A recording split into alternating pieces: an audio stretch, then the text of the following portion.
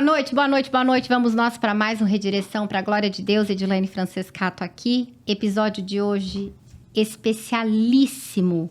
E, gente, vou te falar... Tô falando como se vocês estivessem aqui já, né? Quando o Senhor fala de forma audível, a gente tem que obedecer. E o especial de Natal do Redireção esse ano, a gente tem nada mais, nada menos do que uma pessoa... Ele é meio doido da cabeça, que nem a senhora aqui que vos fala, mas nós temos aqui Pedro do Borel. Opa, sou eu. Glória a Deus pela tua vida, pelo teu ministério. Amém. Não tem como falar de Natal, Pedro, sem falar do aniversariante, que é Jesus Cristo. Uhum. Mas, acima de tudo, de ver o quanto os teus projetos e o teu coração e da tua esposa é inclinado para aquilo que o Senhor tem no coração dele também, que são as almas, né? O amor pelas pessoas. Seja muito bem-vindo. Obrigada pela disponibilidade, privilégio, a loucura de vir do Rio para cá. Amém. Sinta-se em casa. Privilégio. E falar de Natal é... Eu acho assim que vai ser um tempo aqui meio complicado. Eu já vou pedir a produção aqui para trazer um guardanapozinho aqui, um lencinho para deixar do lado aqui. Devia porque ter com certeza vou chorar. Já tô com vontade de chorar, porque quando você fala em Natal, eu já tinha significado de Natal para mim, era sempre na casa dos outros, todo mundo ali, Feliz Natal, né? Aquela coisa, festa, beber. Mas também era um momento especial de família, mas eu nunca tinha compreendido o sentido do Natal na cosmovisão bíblica, né? No sentido do nascimento, né? E até tem algumas pessoas que falam assim, mas não foi no dia 25. Ok, não vou questionar isso, vamos festejar no dia 25, ok. Mas eu costumo dizer para as pessoas que o meu Natal foi em junho de 86, quando Jesus entrou na minha vida, quando nasceu nessa manjedoura suja. Ali foi o meu Natal. Então, Jesus nasceu no meu coração e nunca mais eu fui o mesmo. E eu lembro como se fosse hoje, de uma maneira assim, mesmo sendo essa loucura, esse cara que veio do mundo de música eclética, de rock, de pagode, de todo tipo de música. Mas eu lembro que a primeira vez que eu ouvi uma música que teve muito sentido para mim, o Natal, foi quando eu ouvi na minha igreja uma música que dizia assim, ó: nas estrelas vejo a sua mão, e no vento ouço a sua voz, Deus domina sobre o céu e mar, tudo ele é pra mim, até que um dia seu amor senti, sua imensa graça eu recebi. Essa parte é linda. Descobri então que Deus não vive longe lá no céu, sem se importar comigo. Então acho que Natal tem muito a ver com isso, né? Que um Deus que não se usurpou da sua glória se fez carne e habitou entre nós. Isso para mim é por isso. Maravilhoso. Eu já sei quem é o Pedro do Borel, porque desde a Igreja Presbiteriana de Mogi Guaçu eu sei bem quem é. O teu ministério ele traz dois sentimentos pra gente, né? Um de vergonha do quanto mais a gente poderia fazer, eu poderia fazer, e o outro da graça de Deus. Então, Pedro, eu queria que você falasse para o pessoal do Redireção, quem é o Pedro do Borel? O Pedro do Borel foi um cara que teve uma redireção. Boa! Glória a Deus! Pedro do Borel é um cara que estava indo numa direção tudo errado, mas aquela palavrinha, né, que infelizmente, né, eu sei que tá livre aqui, mas infelizmente tá pouco falada na igreja, né, que é o desconverter, irmão. Você precisa converter, redirecionar, né, o seu caminho. Então, eu estava indo para um lado, Jesus me encontrou e eu voltei, né? Voltei para rever os meus conceitos, redirecionar a minha vida. Então, Pedro Borel era um cara que um dia teve uma experiência com Jesus.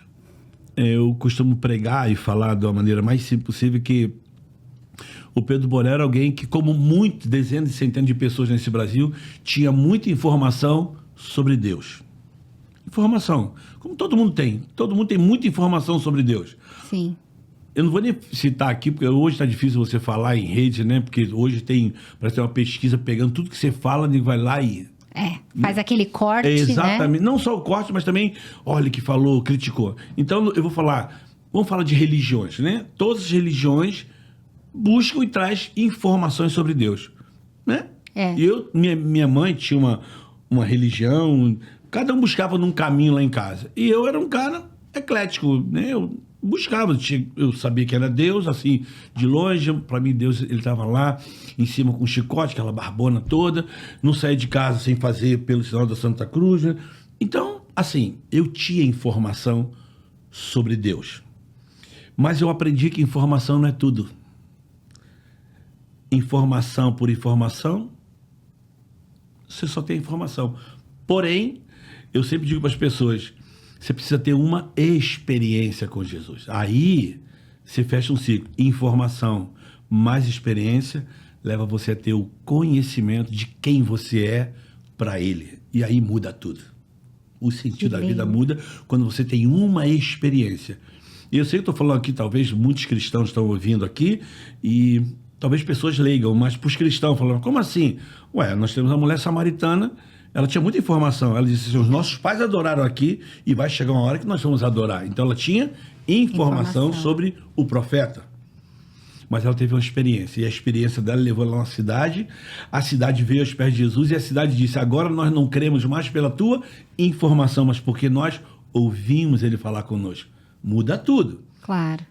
Ah, mas ela tinha 5 maridos. Ok, então vamos lá para o Nicodemos. Nicodemos era um fariseu, um homem que conhecia tudo. Tinha muita informação. Mas um dia ele teve uma experiência que para mim foi lá no João 19, quando ele pega o corpo com José de Arimateia. Um fariseu jamais poderia tocar no morto. Mas ali ele teve uma experiência como quem diz assim, quem é esse aí? Eu acho que ele lembrou de João 3,16, porque Deus amou o mundo de tal maneira. Foi Nicodemos que ouviu isso de Jesus, então fez toda a diferença. Não te convenceu, não? Então, se hoje você tem uma Bíblia na mão, as maiores cartas foram escritas por um homem chamado Paulo. Paulo tinha muita informação sobre Jesus. Mas um dia uma luz brilhou para ele no caminho. Ele nunca mais foi o mesmo. E por conta dessa experiência, a gente tem o privilégio de ter vários livros que fazem parte da nossa caminhada, né? Então, o Pedro foi um cara que teve uma experiência com Jesus. E essa experiência eu não levo forçar ninguém, né? Até porque eu tô falando que eu vou chorar. Vou disfarçadamente aqui pegar o Zé trouxe para nós, ó. Obrigado, Zé. Eu vou falar que eu vou chorar porque eu costumo falar muito isso. Eu e minha esposa, a gente tem muita consciência do que a gente fala quando a gente fala isso para as pessoas. Eu não tenho poder de convencer ninguém. Eu não tenho poder de converter as pessoas. Eu não tenho poder de arrastar as pessoas para a minha igreja. Eu não tenho poder de fazer com que as pessoas acreditem no que eu acredito. Não tenho esse poder. E eu sofro com isso. Porque eu sei o que eu creio, eu sei o que aconteceu comigo. Mas eu não posso convencer ninguém. Porém, esse livro preto me ensina que ninguém pode me impedir de amar pessoas, nem elas. É verdade. Então isso basta para mim. Então, enquanto eu estiver aqui, eu vou ser fruto dessa experiência e vai me levar sempre a dizer, Atos 4:20, eu não posso deixar de falar das coisas que eu vi e do que eu ouvi, porque nele nós vivemos, existimos e nos movemos. Então, o Pedro é esse cara que Jesus um dia encontrou dentro de uma favela, no Complexo do Alemão, já era um viciado em potencial, e eu tive uma experiência com o Evangelho de uma maneira talvez mais simples possível, e talvez é esse Evangelho que eu levo para as pessoas, de uma maneira simples. E eu gosto de falar do Evangelho simples, porque Jesus, ele nos surpreende de maneiras que a gente jamais vai entender. Então eu diria assim, a minha primeira experiência com o crente, eu tinha 15 anos de idade. Quando eu estava numa esquina, onde eu vivi, morava em Bangu, Vila Aliança, lugar que eu amo muito, que aprendi muitas coisas. Eu sei que eu vou falar umas coisas aqui parafraseando, mas hoje eu falo assim, acho que Deus já tinha um propósito na minha vida, eu nem sabia, né? Porque eu morava num lugar, o nome da minha rua era Rua do Bom Jesus, número 2, a minha casa, número 2. E a minha vida toda com os meus amigos foi brincar na Rua do Aprendiz, que cortava a Rua do Carpinteiro com a Rua do Mestre. Eu não sabia desses mistérios, mas... Na época, pra você, era só nome de rua. Era só nome de rua, mas a Rua do Mestre... E foi na Rua do Mestre que eu tive meu primeiro contato com o crente. Eu estava com meus amigos, o pastor chegou e falou assim... Se apresentou, foi dar um folheto pra gente. Eu lembro que ele olhou pra mim, isso foi muito marcante. Ele olhou pra mim e falou assim, jovem, Deus não se agrada do seu cabelo. Eu não entendi nada, mas Eu tinha um cabelo bem grandão, enroladinho, né? Falou do meu cabelo, aí eu fiquei já chateado, ele já me bloqueou, né? E falou do meu cabelo. A vontade que eu tive de mandar ele pra tudo quanto é lugar, com todos os palavrões que eu sabia, conjugar. Garoto, rebelde, né? Passou, e eu já tava me iniciando ali nas drogas, e com 17, 18 anos, tava voltando do Maracanã, né? Fui ver o meu time jogar. Posso falar meu time? Claro. Óbvio, o Pastor Nilson vai amar saber qual o time dele. Eu sou Flamengo. Não amarra não, Kiz. Não amarra não. Até isso Jesus me convenceu, porque eu sou Flamengo. Quer saber? Aparência aqui. A minha razão de viver não é a cruz de Malta, mas o que aconteceu na cruz do Calvário. Por isso eu não sou um cara influenciado e nem me sinto uma estrela solitária. Eu trago no meu peito uma sigla, CRF, Cristo Restaura e Fortalece. Meu coração estará sempre inflamado por aquele que me chamou para ser raça eleita e nação santa. Entendeu? Isa, detalhe, você vai cortar. A Isa é a agência que cuida do nosso podcast. Você vai fazer esse corte que eu vou mandar pro pessoal do Flamengo.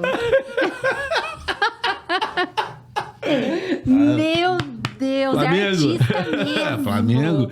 Eu sou de flamenguista, vou no Maracanã. Até no Maracanã eu sou convertido. Quando o pessoal começa a xingar o juiz, eu falo: juiz, ladrão, oração é a solução. Aí o pessoal olha pra mim, não entende nada. Eu falo: pra xingar o juiz pra quê? Mas então, com 17, 18 anos, tava voltando no Maracanã, tava dentro do ônibus, todo mundo batendo. Garoto, jovem, voltando. E eu lembro que passou um grupo de pessoas que entraram no ônibus, né? E eu lembro, mas é hoje, assim, cara, a nossa mente é maravilhosa. A gente se curva para esse... Mas isso aqui é fantástico. Essa mulher falou assim: os cabeludos não vão pro céu. Rapaz, me deu uma raiva. Falei... Aí eu comecei a falar: pô, Deus tem alguma coisa contra o meu cabelo, não é possível. Porque falou lá atrás. 15 anos. Pô, agora, depois ele me lembrou, mais 3 anos depois me lembrou o meu cabelo. Fiquei chateado, mas passou. Só que eu vivi uma vida muito vazia, muito triste, né? E com 22 anos, acho que ali eu fui evangelizado, alcançado e já transformado. Não foi, eu sei que a minha vida não foi nada de transformação, assim, teve todo um processo. Mas eu digo assim, quando eu olho para trás e eu vejo as coisas que aconteceram, foram coisas bem sérias que me fizeram aprender coisas que hoje eu levo para o evangelismo. Então, um dia eu estava no Complexo do Alemão, já tinha me drogado, estava ali na minha paranoia. Paranoia é a turma que já foi doidão, sabe? Estava ali na minha paranoia só. Aí passou uma menina na minha frente, ela parou e falou assim: jovem, Jesus te ama. E eu olhei para ela assim, eu já pensei, cabelo, roupa, jeito, né? Foi tudo muito rápido. Eu olhei para ela e falei assim: ama todo mundo, ama todo mundo. Jesus ama todo mundo, ama eu, você, ama todo mundo. Aí eu comecei a ser meio, assim, agressivo com ela. Eu falei: você ama todo mundo, pô. Sabe o que você quer? Tu quer me levar pra tua igreja, né? Tu quer que eu corte meu cabelo, minhas roupas, né? Tu quer me levar pra... Aí comecei a falar e ela ficou quietinha. Só me olhando, eu falando. Já tava doidão, falando. Quem é doidão sabe o que é. Falando. E chegou a hora que eu fiquei quieto, ela olhou pra mim e falou assim: como é que é seu nome? Isso eu aprendi, isso foi maravilhoso. Porque depois de eu falar tanta coisa pra ela perguntou meu nome. Então, para ela, eu não tinha um cabelo grande, uma roupa, um viciado. Eu tinha um nome, né? Isso é maravilhoso. Então, guarda isso, né? O dia que você vai conhecer minha esposa, você vai entender. Minha esposa fala uma coisa maravilhosa. Ela diz assim: pessoas têm rosto, têm nome e têm história, né? Isso é forte, né? Porque quando eu olho para alguém, eu olho para você, a primeira coisa que eu vejo, rosto. Depois vamos se apresentar. Como é que é seu nome? Oi, sou Edilane. Edilane. Pronto, tem nome. E como é que vem a história? Conhecendo, né? Verdade. Conversando. Isso é fantástico. E ela perguntou meu nome, eu disse: como é que é seu nome? Eu falei: eu dei meu nome todo, meu nome é Pedro Rocha Júnior. Eu nunca dava meu nome todo. Eu dei Pedro Rocha Júnior. E ela disse assim: Pedro, Jesus tem uma história tão linda na sua vida. E aí o milagre aconteceu. Ela foi embora. Ela só falou isso e foi embora. E eu fiquei ali no vácuo. Eu falei... Foi um silêncio eterno. Eu falei: eu não sabia o que eu fazia. Ele foi embora, falou que Jesus tinha um plano na minha vida, perguntou meu nome. E eu sei, quando eu falo para você aqui, me ouvindo aqui da minha frente, que está ouvindo, eu falei meu nome todo, né? Eu falei que meu nome é Pedro Rocha Júnior. Por que eu sou Pedro Rocha Júnior? Porque meu pai é Pedro Rocha. E se tinha algo que eu não amava na minha vida, era meu nome. Porque eu tinha o nome do meu pai. E meu pai foi embora quando eu tinha 8 anos de idade. Meu pai disse para minha mãe que era uma feira. Nunca mais voltou. Feira longe, né? Tô com 60 anos. Até hoje ele não voltou. Então, consigo rir dessas coisas hoje. Mas ali eu fiquei. E eu lembro que eu fui para minha casa. E cheguei em casa cedo, minha mãe já voltou. E eu, aquela hora, jamais ia voltar aquele horário. Eu voltei e ali começa eu vou falar uma cena, mas ali começam umas coisas que eu só fui descobrir depois que eu comecei a ler a Bíblia. Porque eu lembro que eu cheguei, eu fui logo pro meu quarto. Depois eu descobri, né? Entra no teu quarto, fecha a tua porta e ora ao Deus que está oculto. Eu não sabia orar, sabia rezar, falar com Deus assim, no meu jeitão, das informações que eu tinha. Eu falei para minha mãe que ia ficar sozinho. E eu fiquei no meu quarto lá, olhando pro teto, vendo tudo que aconteceu, a menina falando aquilo para mim. Aí eu comecei a falar: Deus, se tu existe, fala comigo. Assim, eu dizia assim: eu não aguento mais essa minha vida, eu não aguento mais. Se tu existe, fala comigo, fala comigo. E aí eu comecei, lá depois eu descobri que eu comecei a confessar o meu pecado. Depois que fui entender, comecei a confessar o pecado porque tudo que eu falava para Deus, eu falava tudo que eu fazia, mas eu dava nome nas promiscuidades, nas imoralidades, tudo, eu dava nome. Se eu for falar aqui, muita gente fala: misericórdia, o programa... Não, mas dei nome os bois. E eu lembro e digo para todo mundo isso, né? A experiência foi: a minha casa não tremeu, eu não vi língua de fogo, não vi uma voz dizendo Pedro, não vi nenhum anjo, mas ali eu tinha certeza que tinha algo diferente de tudo. E eu fiquei, chorei ali eu dormi, e eu lembro que eu acordei no domingo, era um sábado para domingo, eu acordei domingo, eu falei assim: eu preciso conhecer Jesus, Aí, nessa minha busca frenética, fui na casa da minha namorada e falei assim: eu quero conhecer Jesus. Ela: vamos na missa. Eu falei: não quero na missa não, eu quero na igreja de crente, que fala de Jesus. E ela falou: não, eu nunca fui, mas a minha tia é crente. Eu falei: vamos na tua tia. Aí fui na tia dela. Cheguei lá e falei: Luzia, eu quero ir na tua igreja. Aí ela falou assim: vambora, Pedro. Eu falei: nada de cortar meu cabelo, minhas roupas, nada disso, né? Deixar de ouvir minhas músicas, eu vou lá só para conhecer Jesus. Ela falou... Aí, acho que isso aí, mais um aprendizado. Ela disse para mim assim: Pedro, vem do jeito que você tá, Deus ama você desse jeito, não precisa mudar nada. E eu fui. Aí eu entrei na igreja pela primeira vez na minha vida. Pela primeira vez. Entrei num corredor da igreja, Associação Missionária Evangélica Maranata. Só tem no Rio. Entrei. Aí quando eu tô entrando de mão dada com a minha namorada, tinha dela na frente. Aí quando eu fui entrando, uma senhora, uma valquíria, tinha um crachazinho, uma roupinha. Ela olhou para mim, veio na minha direção e me abraçou. Seja bem-vindo. Aí eu soltei a mão e falei: muita mão no lugar só, né, irmão? Para. Fiquei assim, ela me abraçando e olhando para minha namorada, se possível. Aí quando eu soltei ela pegou na minha bochecha e falou assim: você é um chuchuzinho de Jesus, sabia? Eu falei: pô, chuchuzinho de Jesus, mano. Eu falei: meu Deus do céu, chuchuzinho de Jesus. Entrei para assistir o culto, não entendia nada, né? Hoje eu falo que eu tenho discernimento para saber quem é que está visitando a igreja. Porque o cara que está visitando a igreja, ele fica assim, ó. Ele tá perdido. E quando, ainda mais quando coloca os hinos, ele fica assim. Então tu sabe, né? Aí eu tô ali cantando, aí eu tô... Desculpa aqui, mas eu tenho que fazer aqui. Desculpa, pessoal, mas eu sei, não vai se assustar, não. Por favor. Eu tava ali olhando assim, aí daqui a pouco eu tava de mim. Eu falei: meu Deus, que isso? A pessoa começou a gritar. Eu falei: rapaz... Aí eu botei a mão aqui e falei assim: rapaz, esse pessoal tudo maluco aqui, meu Deus. E eu não conseguia me concentrar. Aí tocou um hino que eu lembro, o primeiro hino que eu aprendi. Nosso Deus é soberano. Esse hino é maravilhoso. Você cantar lá, quando terminou o hino, entrou o pastor. O pastor falou assim: E agora nós vamos dar início às nossas ofertas. Eu olhei e falei, tudo ladrão, esses caras, tudo pilantra, mano.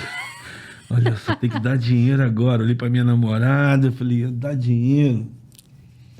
Aí até você lá deu o que eu podia dar lá. E acabou, fui embora. Teve pregação, né? O que era o ritual do culto lá. Uhum.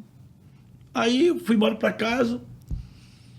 Na terça-feira fumei um baseado de novo, cheirei, voltei para tudo normal. Mas quando eu pensei no domingo, eu falei, cara, domingo, vou lá naquela igreja de novo. Aí domingo fumei. Ou seja, resumindo aqui, eu fiquei 6 meses dentro da igreja. Todo domingo eu tava lá. Eu gostei da igreja, eu gostei do culto, gostei.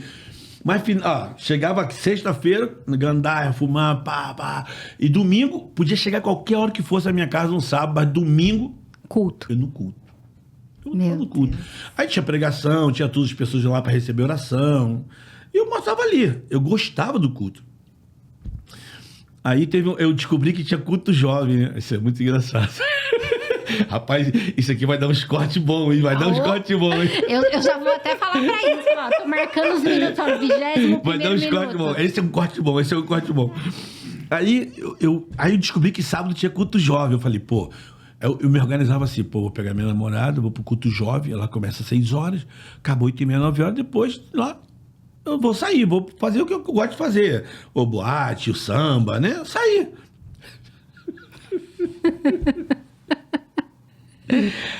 Só que eu falei assim, então eu vou fumar primeiro, vou pra igreja.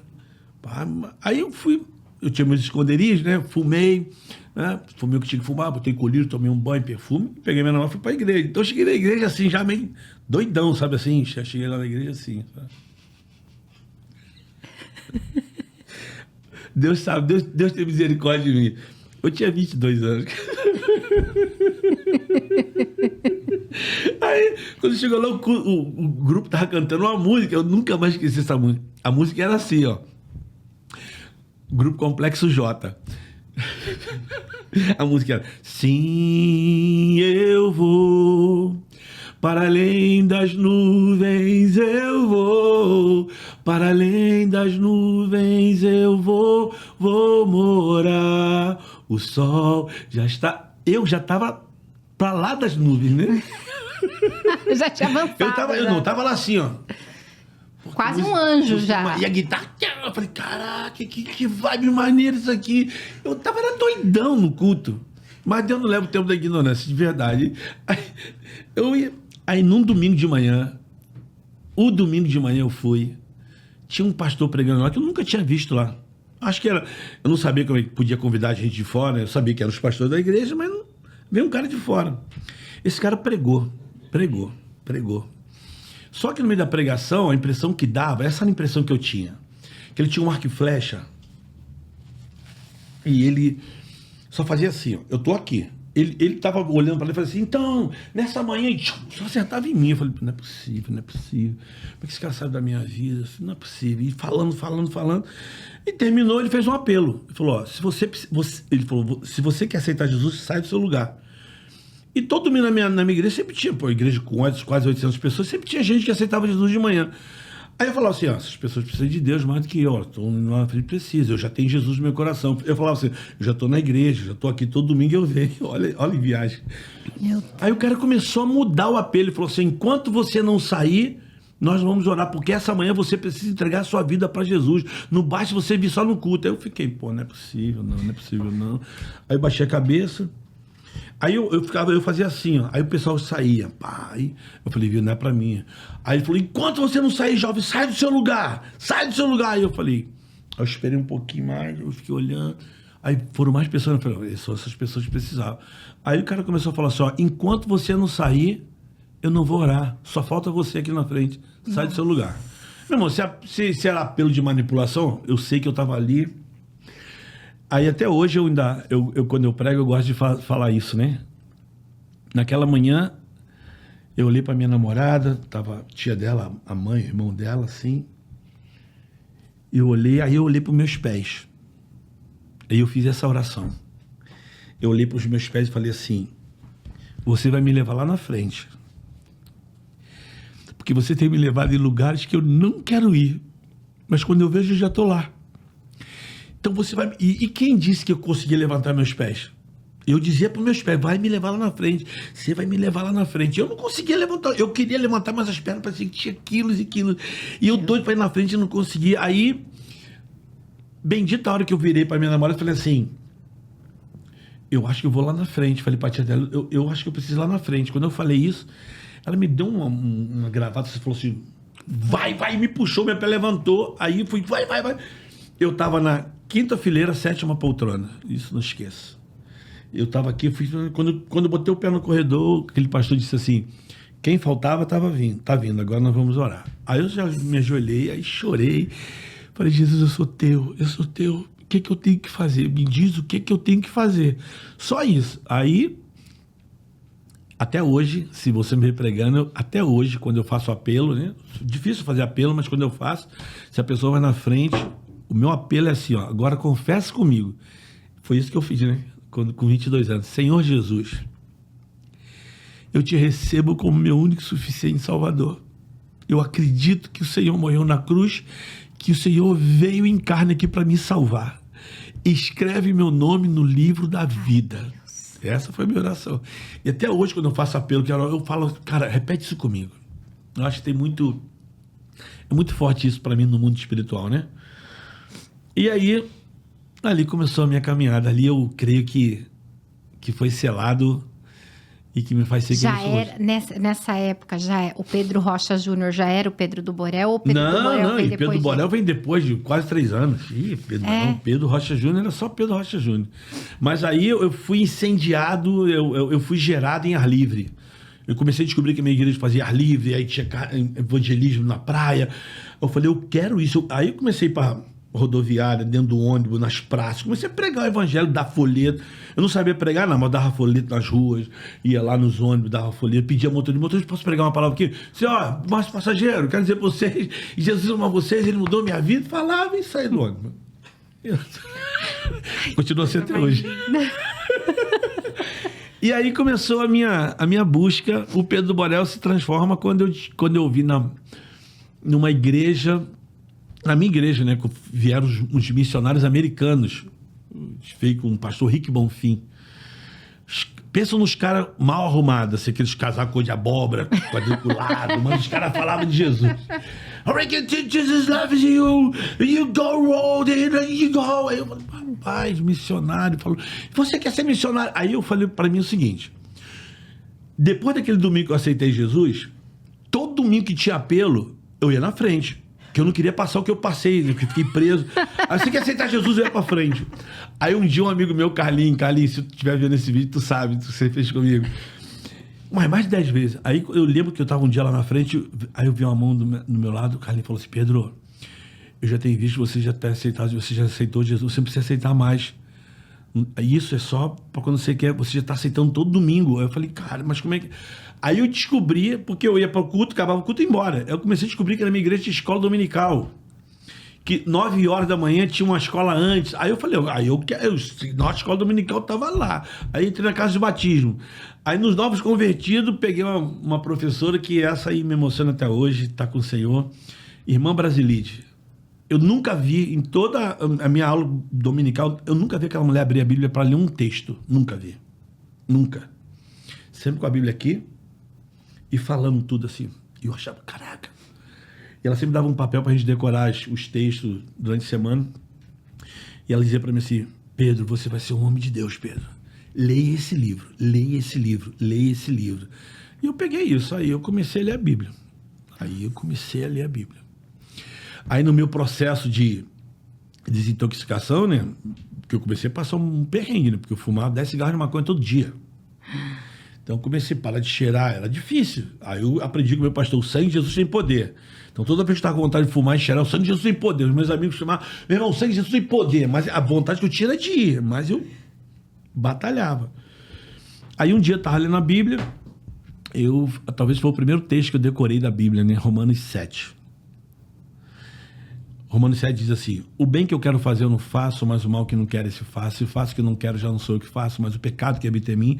Porque segundo o homem interior tenho prazer na lei de Deus, mas vejo nos meus membros uma lei que batalha contra a lei do meu entendimento. Miserável homem que sou, quem me livrará do corpo dessa morte? Mas eu dou graças a Deus por Jesus Cristo que me libertou. Quando eu li esse texto, parece que essas palavras fizeram assim, ó, elas se mexeram. E eu comecei a falar assim: por que eu fumo se eu não quero fumar? Por que eu cheiro se eu não quero cheirar? Por que eu vou no morro e eu não quero ir, eu tô lá? Por que esses desejos... Aí eu comecei a perceber que existia uma luta, que existia um touro dentro de mim que era muito maior. E aí um pastor me deu uma dica, falou assim: Pedro, existe um espírito dentro de você, que você precisa alimentar ele, porque senão o touro antigo vai sempre vencer. Aí eu falei: vamos dar capim para esse espírito dentro de mim, irmão, bora dar palavra. Aí comecei a ler. Hoje tem luta? Tem, mas hoje você tem muito mais discernimento. Opa, peraí, opa. Então, aí, quando eu comecei a ouvir sobre missões, eu falei: eu quero isso também. Tudo que era de Deus eu queria. Aí chamaram quem quer ser missionário. Eu falei: vou lá também. Aí fui. Aí o cara começou a explicar que ele ia ser missionário, aí eu fiz uma oração. Então você que está me ouvindo, cuidado com a sua oração, tá? A minha oração naquela manhã foi: Deus, eu sou teu. E se o Senhor quer me usar, eu estou à sua disposição para ir para qualquer lugar que o Senhor quiser me mandar. Mas eu só te peço uma coisa, quer dizer, duas coisas. Eu preciso de um almoço e de uma janta. O resto eu vou fazer à tua vontade. O que o Senhor mandar eu fazer. Foi a minha oração. Então, cuidado com a sua oração, que Deus leva a sério. Temos que levar para jantar, hein, Zé? Deus leva a sério a tua oração. Nós estamos desobedecendo. Não. Pelo amor de Deus. E aí... E essa época, eu estava com 24 anos, eu trabalhava na Bolsa de Valores, né, no mercado financeiro. Nossa. E estava lá despontando lá, né, fazendo contabilidade. Meus patrões, maior esperança do que eu...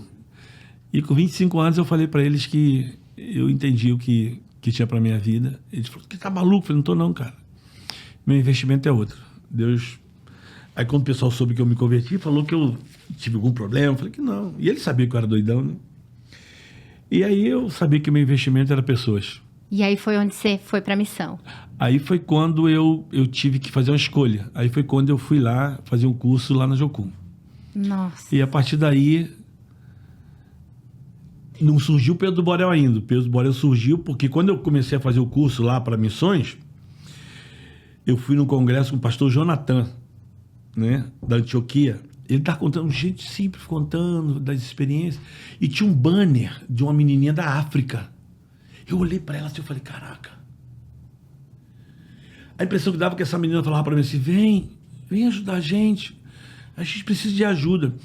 Eu falei: Deus, eu quero ir. Aí eu comecei a colocar a África no meu coração. Eu falei: eu quero ir. Comecei a chorar. Eu não podia ouvir A The Road, que eu chorava. Não podia ouvir nada da África, e eu chorava. Qualquer coisa da África, eu não podia ver foto nenhuma de África, eu chorava. Não adianta, eu quero...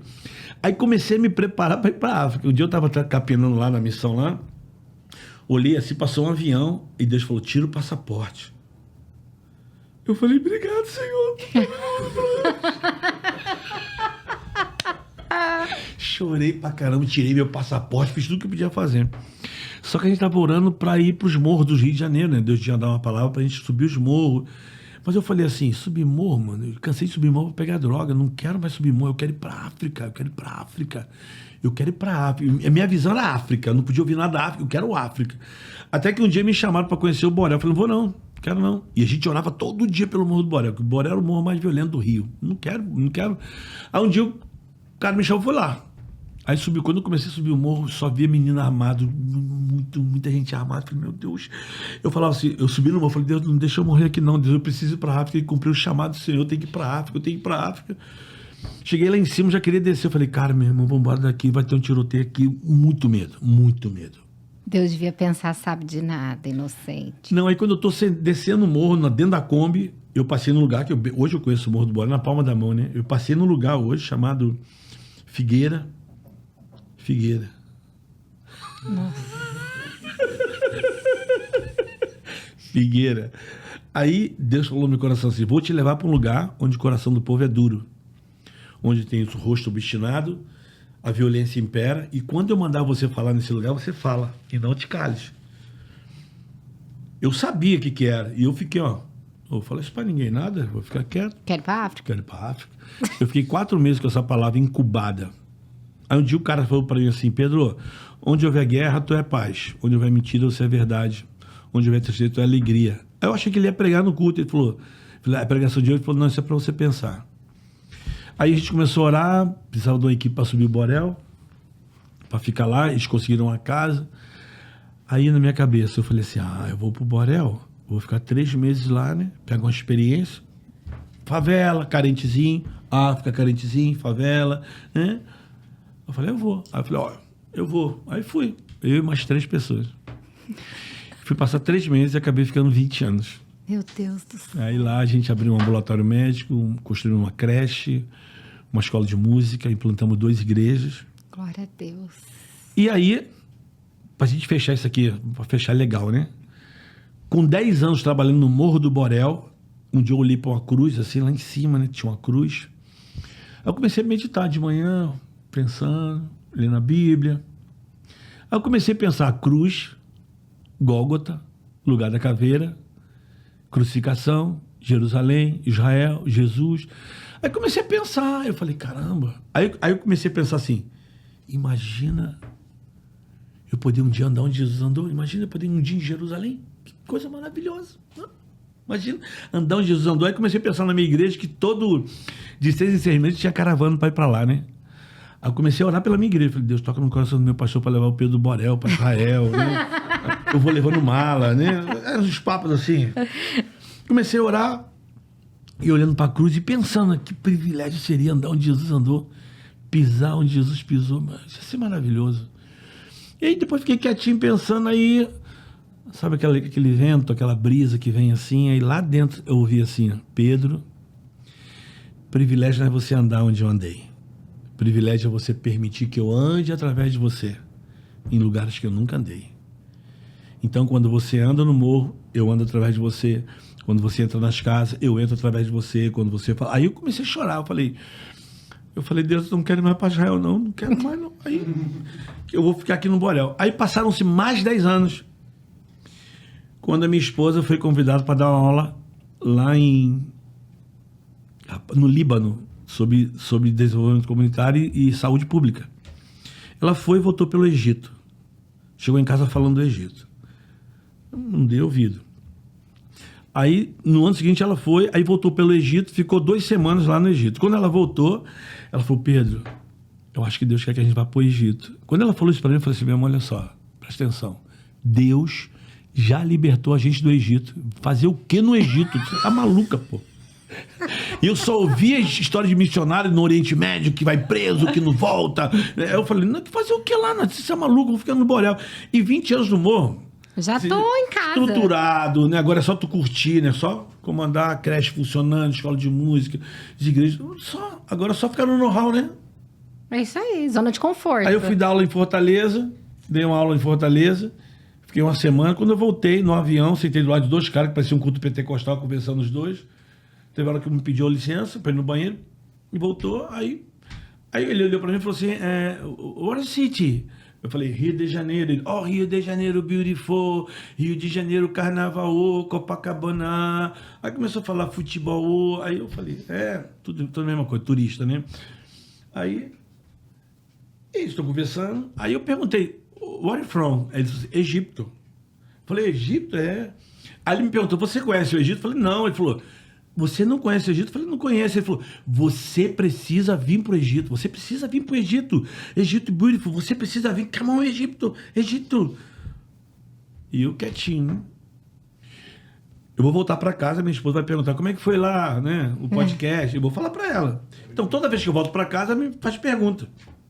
E aí, eu cheguei em casa, ela falou, e aí, como é que foi a viagem? Eu falei, foi boa, teve tantos alunos. Ela falou, não, como é que foi a viagem no avião? Eu falei, por quê? Ela, não, como é que foi sua viagem no avião? Eu falei, por que você está me perguntando isso? Né? Foi muita coincidência. E aí eu fui orar. Eu falei, Deus, o que a gente faz? O que eu faço? E a palavra que Deus me deu, eu sei que muitos homens não vão gostar de ouvir isso, mas foi isso que eu ouvi, né? Deus falou para mim assim, onde a tua esposa for, você vai. Nossa. Aí eu falei, ok. Aí eu fui para o Egito.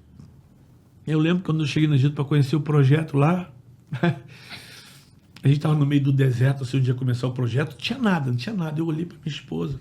E minha esposa fala 7 idiomas fluentes. Aí eu falei, Nádia, você é maluca, Nádia. Você está fazendo o que aqui, Nádia?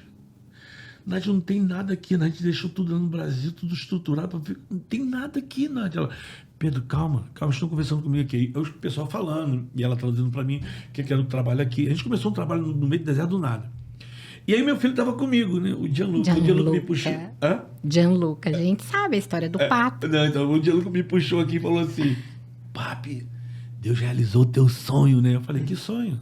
Você não queria andar onde Jesus andou? Eu abaixei e falei, filho, isso aqui é Cairo. Aqui é Egito, filho. Aí ele falou, papi, mas foi você que ensinou pra gente, não foi? Eu falei, o que ele? Lembra? Quando Herodes queria matar Jesus, o anjo não apareceu pro José e disse, pega Maria, a criança, e foge pro Egito. Ele veio pra cá. Eu falei, é sério? Eu falei, ele falou, Jesus andou aqui, papi. Eu falei, andou. E você jamais vai falar para um egípcio que ele é africano. O egípcio, ele é um africano. Porque o Egito está no continente africano. Não. E a ficha caiu ali, né?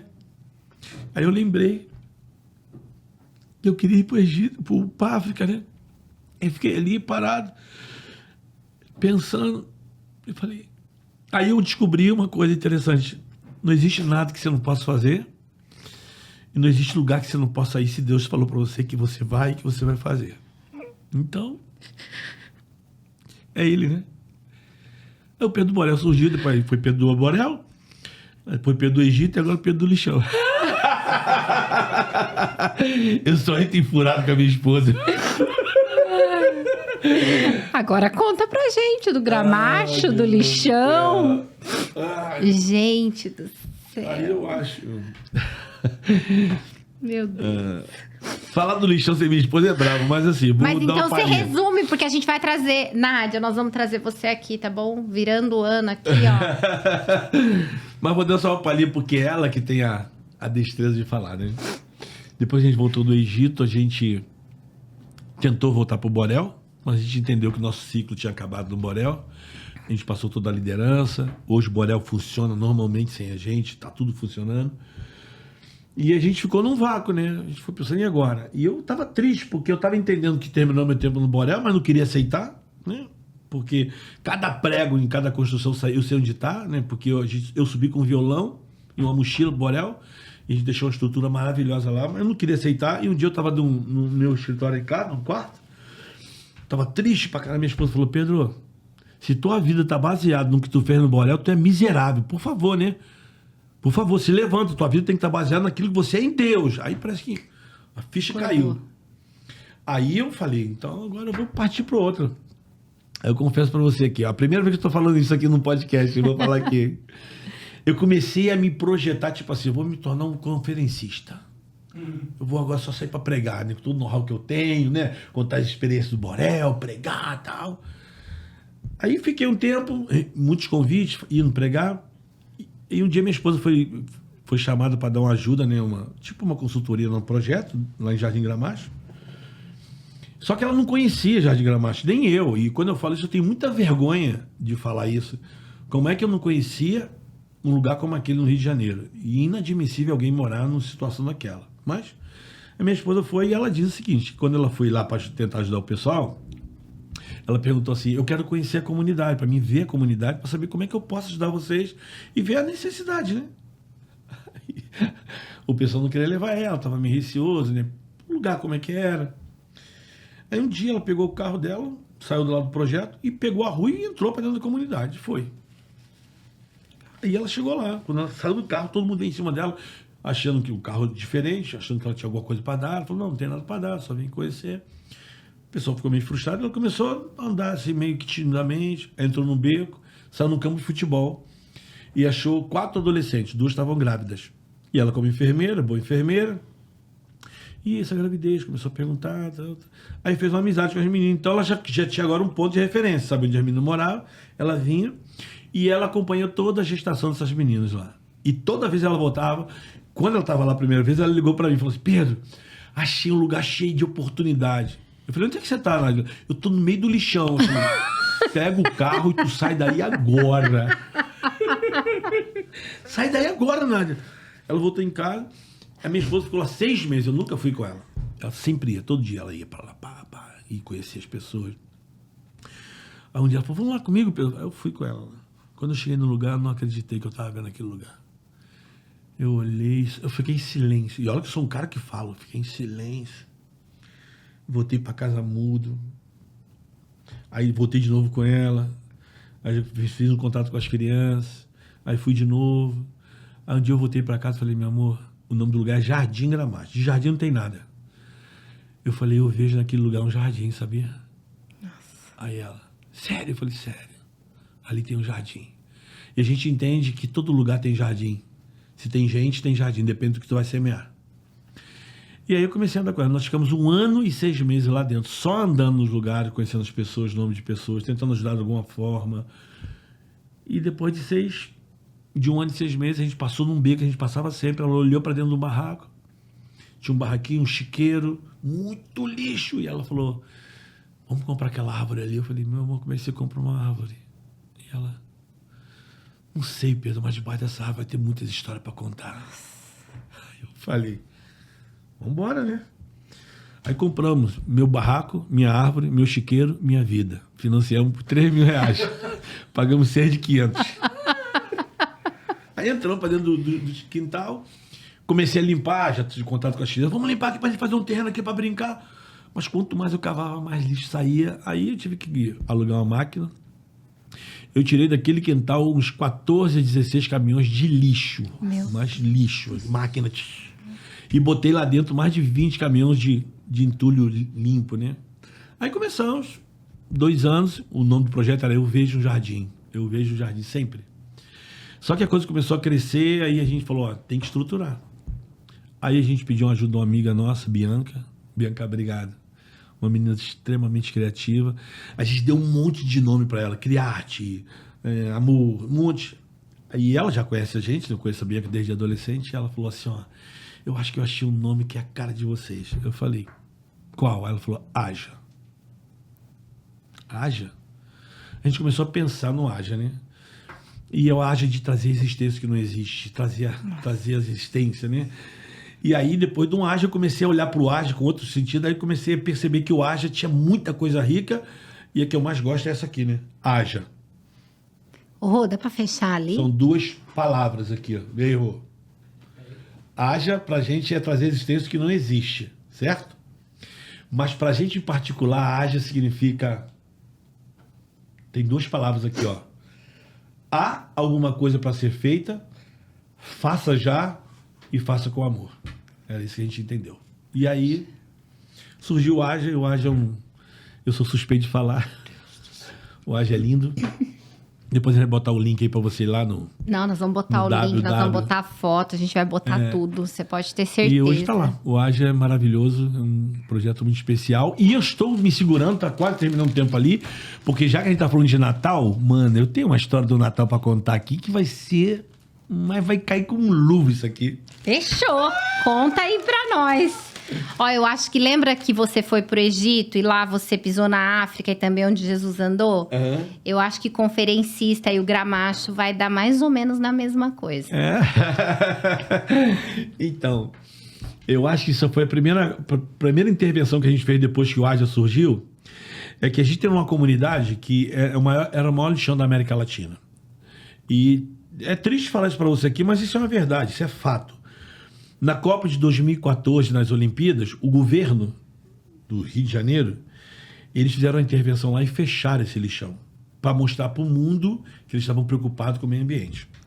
Só fecharam para a mídia. O lixão continua lá. E a gente fala isso com muito respeito, cada morador de Jardim Gramacho que trabalha com a reciclagem. É gente que tinha o princípio do valor do trabalho na mão. Era gente que ralava muito de dia e de noite, porque o lixão não fechava, né? A gente trabalhava, pegava 7 da noite de manhã só no meio com lanterninha e reciclando. Essa gente trabalhava. Eu acho que o governo, ao invés de fechar, poderia melhorar, criar a estrutura ali de cooperativa legal e dar para eles, né, condições de melhor trabalho, que o lixo é rico. E vou te falar, o que tem de empresário brigando por causa de lixo, Por que a gente briga por causa desse lixo? Porque dá dinheiro, né? Então, essas pessoas que trabalhavam, ganhavam seu dinheiro, agora ficaram de mãos atadas. E o que aconteceu? Uma peregrinação de ações sociais para lá. E o que era a peregrinação? A cesta básica, roupa, muito doce, muito brinquedo, né? Uhum. E essa comunidade que tinha a força do trabalho na mão começou a perceber o quê? Opa, não precisa fazer nada. Vou parar de trabalhar e... Pra cá. Não, pararam forçadamente, ganharam indenização de 17 a 27 mil reais cada catador, mas e depois? Tem que manter, porque a conta não vai fechar, né? Porque, querendo ou não, estão ali. E aí viram a peregrinação de ações sociais. Mas, assim, eu falo com muito temor isso, que você não gera... Porque o rolo compressor é o trabalho, você precisa trabalhar, né? É o que move a engrenagem, né? Claro. Então, se você não tem trabalho, chega uma hora que é só final de semana, você começa a ficar atrofiado, né? E quando não vem, como é que você faz? Então as pessoas já estavam acostumadas, Natal, muita coisa, comida vinha, então era sempre de dia. Aí minha esposa falou, vamos fazer uma festa de Natal aqui para eles, Pedro. Eu falei, vamos embora. Só que a festa de Natal não era vir e dar alguma coisa. Aí minha esposa reuniu todo mundo debaixo da árvore, falou com as mães das crianças, veio todo mundo. Só que essas mulheres ficaram muito surpresas, porque quando elas chegaram, elas acharam que nós chamamos para dar nome, tipo aquela coisa de todo Natal. Sapatinho, camisa, shortinho, vamos apadrinhar cada criança, tá? E minha esposa falou assim, então, a gente está reunindo vocês aqui, tinha mais de 40 mulheres, as mães das crianças, né? A gente está reunindo vocês aqui porque a gente quer fazer uma festa de Natal, uma ceia de Natal, com vocês aqui. E vai ser de noite. Quando falou à noite, o pessoal falou, mas como assim de noite? O pessoal vai vir para ceia com a gente? Falou, não, a gente vai estar aqui, vai ser à noite, é pra gente, comunidade. Ai, que legal, então eles vão trazer. Falou, não, trazer não, peraí. Nós vamos fazer a nossa ceia de Natal. Aí, mas como assim? Não, cada um vai trazer uma coisa. Aí ela, como assim? Ué, peraí, vamos lá. Quem gosta de rabanada aqui? Eu. Então, você pode fazer rabanada? Pode. Então, quem pode... Pudim, você pode fazer pudim? Pensa num povo que gosta de pastel. Eu posso fazer um pastel. Pastel. Faço uma macarronada, aí vai. Aí teve uma senhora que falou assim pra mim, irmão Pedro, aqui nessa época sempre cai assim, os caminhões do hortifruti. As frutas são boas. Posso fazer fruta? Falou, se tiver limpinha, lavadinha, você pode trazer. E ela levou pêssego, fígado, coisa de primeira. Nossa, gente. Aí cada um... Aí, claro que a gente comprou frango, né? Compramos o pernil, a proteína, a maior parte a gente deu, mas alguns fizeram, legal. Mas a coisa mais linda foi o seguinte, que a gente alugou as mesas, botamos flores vermelhas de Natal, tudo enfeitado, muito bonito, né? As músicas, uma árvore de Natal de panetone, a gente comprou para dar para cada família. Mas a coisa mais linda é, quando deu 7h30, cada um chegando com um prato, sabe? Nossa. Aí foi linda. Aí a gente entendeu que todo mundo tem alguma coisa para dar. Todo mundo. A gente não pode desprezar as pessoas. E a gente sempre fala para eles assim, toda reunião, a gente não está aqui para fazer um projeto para vocês. A gente está para fazer um projeto junto com vocês. E aí foi lindo, porque a nossa mesa, eu vou te mandar o vídeo, a nossa mesa ficou linda, assim, pudim, pastel, macarronese, tudo, prato. Então eles estavam comendo o que eles fizeram. Isso era maravilhoso, né? Tinha uma carne assada que a gente fez, um frango. As frutas da Dona Terezinha foi maravilhoso. A gente fez uma mesa de fruta que ela trouxe, mas muita fruta. E coisa boa, não era assim... Ameixa, figo, tinha maçã, melancia, tava tudo lá, né? Tava tudo lá. E aí eu dei uma palavra, e a palavra foi assim, olha, vocês precisam aprender que todo mundo tem alguma coisa para dar. Vocês são maravilhosos. Eu sempre falo assim... Vocês não podem ficar só esperando as pessoas dar, vocês não. Vocês têm muita coisa legal para dar, né? Aí eu orei com eles, né? E agradeci cada pessoa também que durante o ano nos abençoou, mas que aquele Natal ali foram eles que fizeram.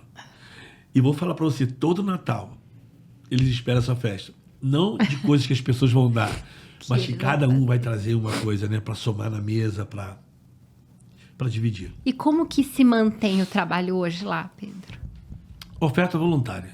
Se você me perguntar, a gente mata um leão todo dia. Hoje a gente tem um projeto com 100 crianças e a gente tem uma grade educacional. A gente fala que a gente não está lá com reforço escolar. né? Tem uma grade, né, que a gente trabalha muito lúdico com a criança, né? A gente entende que ela precisa brincar muito para aprender, né? Na brincadeira se aprende muito, então tudo tem um exercício intencional para essa criança, né? E a gente entende também que uma boa alimentação, né? Porque nenhuma criança com fome aprende. Pode ter uma exceção, mas nenhuma criança com fome não aprende, cognitivo não aprende. Então, assim, eu falo para as pessoas, grave esse rosto aqui, eu peço. E quando eu falo assim, cara, eu quero dar o melhor para essas crianças. De verdade, um lanche legal, um almoço legal, uma proteína legal, tem que ter uma fruta, né? Tem que ter um sorvete, tem que ter. Isso aí E eu vou falar aqui, eu talvez vou mandar um recado para você aqui que você não vai entender muito não. Preste bem atenção que eu vou te falar. Grava isso, em nome de Jesus. Tem algo em comum entre o rico e o pobre. O que é? Vou falar de novo. O que tem em comum entre o rico e o pobre? Deus criou os dois. Glória a Deus. Agora, como é que você pode fazer eles se encontrarem? Só tem uma palavra. Generosidade. E o Paulo explica isso muito bem em Timóteo, quando ele fala assim, diga para o rico que ele ande, que ele consiga as coisas, que ele vive bem. Ele fala isso é maravilhoso. Paulo foi maravilhoso aí. Que ele viva bem, que ele tenha o bem, do bom e do melhor. Mas não se esqueça de dividir com aquele que é necessitado. E não custa nada. E eu gosto de criar essa ponte e falar assim, cara, não é esmola, cara, é que Deus está te dando muito. Então, seja generoso, mano. Abençoa pessoas mesmo. Por exemplo, você falou o vídeo do pato, né? Você já ouviu a história. Muito. Se você não ouviu a história do pato, vai lá, depois Pedro do Borel, você vai ver. Eu tenho aprendido o seguinte, às vezes a gente fica esperando os patos.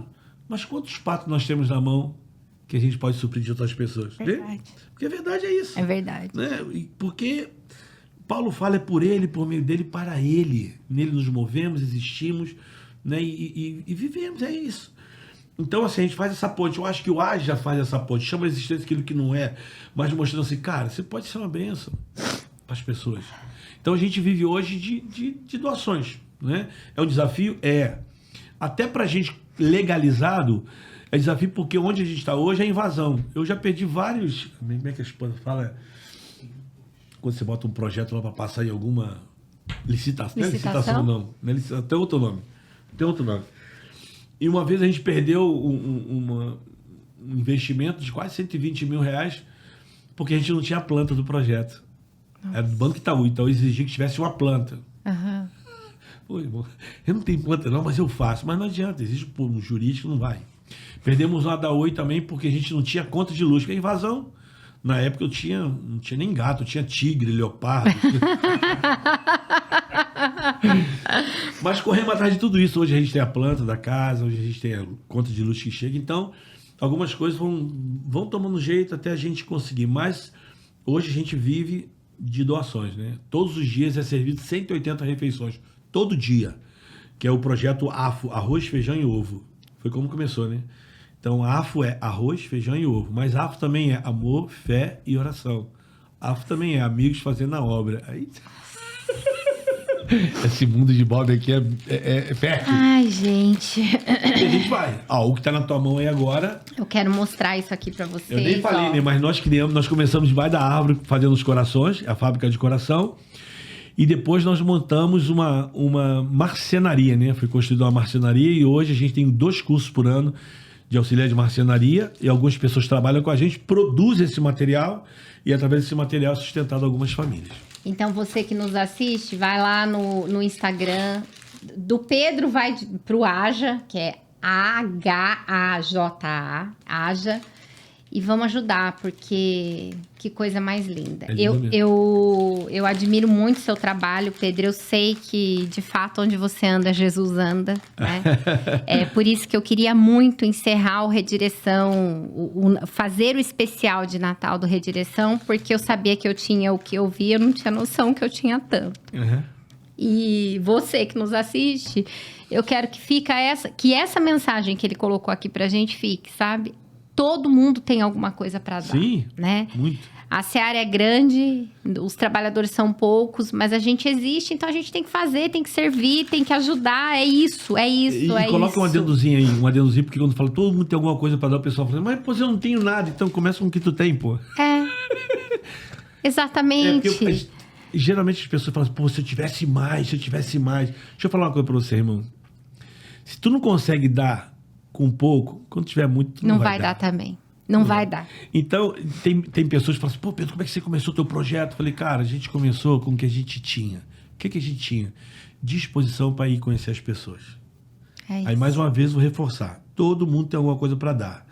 Mas quando você exercita que pessoas têm rosto, têm nome e têm história, as coisas vão brotando, elas vão surgindo. E isso. Com certeza. A gente tem aqui o privilégio de viver isso nessa igreja, sabe? Quantos poços, acho que mais de 150, Rô, ano passado, furados no Nordeste, foi, né?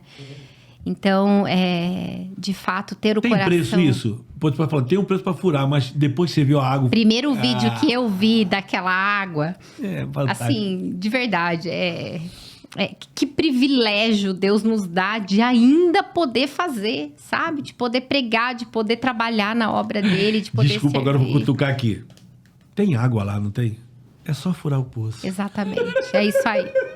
Exatamente. Desculpa, isso não é pra pimentar, não. Não, mas quando assim... a gente olha pra IPP TV, que é uma TV que era pequenininha, começou na pandemia, tipo assim, o nosso pastor é que nem a gente, é doido, né? O Arival é visionário e ninguém pode sair de casa, vamos pregar a palavra. Exatamente. Virou o que virou, estamos saindo daqui, indo para um lugar ainda maior e com projetos absurdos com esse objetivo, né? Com esse coração da igreja é um coração missionário e tem que ser. E vou te falar assim, desculpa assim, eu só vou botar um adendozinho aqui. Quando você fala assim, essa televisão começou na pandemia. E vou falar para ti uma coisa, a igreja aprendeu na pandemia. Verdade. O quanto ela é rica e generosa. Como eu vi a generosidade no coração da igreja e das pessoas, né? Verdade. Como é que nós somos capazes, do meio do caos, a gente falar assim, não, dá para fazer, né? Eu sei que vocês devem ter experiências maravilhosas dentro da igreja. Mesmo não podendo estar aqui, aí você entende que você é igreja em qualquer lugar, mano. Exatamente. Não tem um violão, guitarra, mas assim...